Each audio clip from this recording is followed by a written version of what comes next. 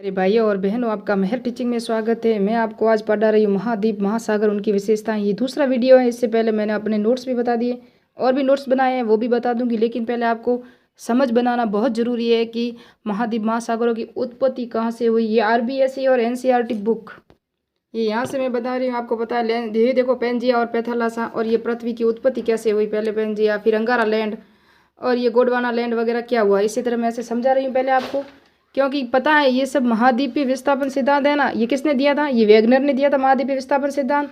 और ये कार्बोनिफेरस युग, ये याद रखना आपको।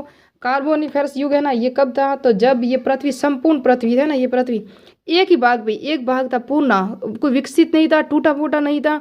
अभी देखो ऑस्ट्रेलिया भी टच में है, अभी अफ्रीका भी टच में है, दक्षिण अमेरिका भी टच में है, ये एशिया, यूरोप और ये उत्तरी अमेरिका, ये सब एक में। देखो पूरा एक ही पृथ्वी, पूरा एक स्थल भाग था।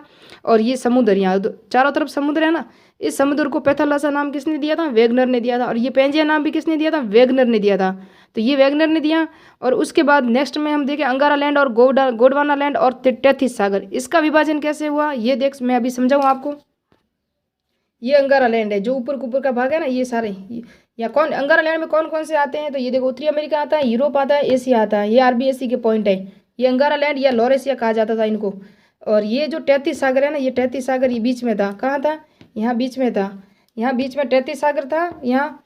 और इसके नीचे कौन सा भाग था? तो इसके नीचे ये गोंडवाना लैंड का भाग था, जिसे गोंडवाना लैंड कहा गया। ये किसने सिद्धांत दिया था? टेथिस सागर कहाँ था?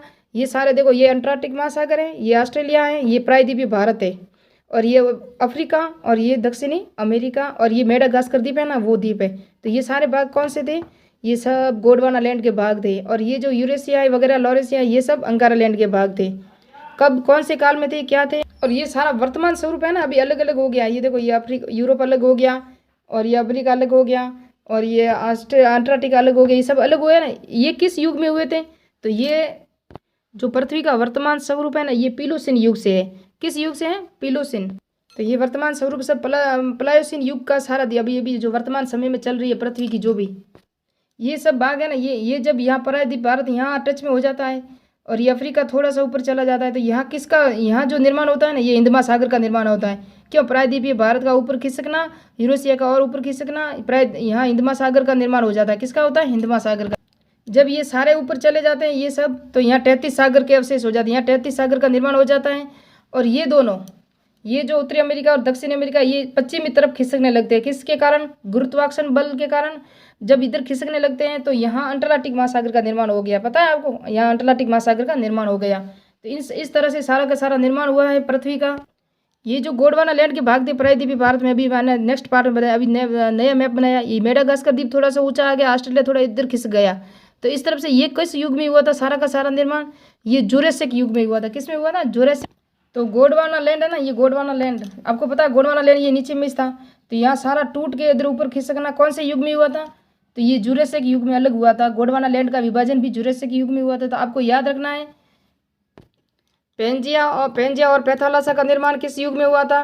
कार्बोनिफेरस युग में हुआ था। दूसरी बात आपको पता है, पृथ्वी का वर्तमान स्वरूप पूरा कब आया था? प्लायोसीन युग में हुआ था। कब हुआ था?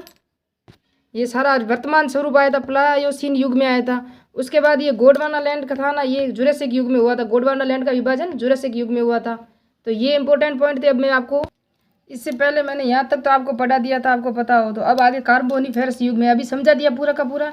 आप डिटेल में पढ़ सकते हो। पेंजिया का खंड पैथालासा, पेंजिया के चारों ओर समुद्र महासागर को का पैथालासा कहा सकता है। पेंजिया किसे कहते हैं? ये पूरा पृथ्वी का जो भाग है उसे पेंजिया, और ये पैथालासा समुद्र सारा। ये मैंने समझा दिया। महाद्वीपीय विस्थापन का विचार किसके समय में आया था?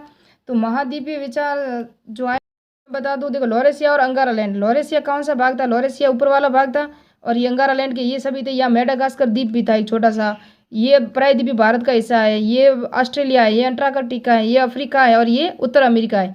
ये सारे गोंडवाना लैंड के भाग थे, ये देखो लिखा हुआ है। और उसके बाद गोंडवाना लैंड, ये मैंने आपको सारे मैप से समझा दिए गोंडवाना लैंड कौन कौन से हिस्से थे।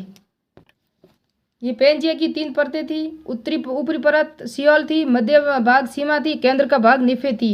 ये सब जो हम पढ़ रहे हैं ना, ये महाद्वीपीय जो विस्थापन सिद्धांत है ना वेगनर का, वो पढ़ रहे हैं, जिसके अंदर Gondwana land, Panthalassa, Pangaea, Angara land, Pangaea की जो परतें थी, सियोल महाद्वीप जो रुकावटें पे तैर रहे थे, कार्बोनिफेरस युग, दक्षिणी अफ्रीका में, वर्तमान में डरबन नेटाल भाग पेंजिया के मध्य में था, पैंजिया का विभाजन कार्बोनिफेरस युग में गुरुत्वाकर्षण और प्लवनशीलता के बल के कारण हुआ था। ये भी पॉइंट याद रखना इंपॉर्टेंट है।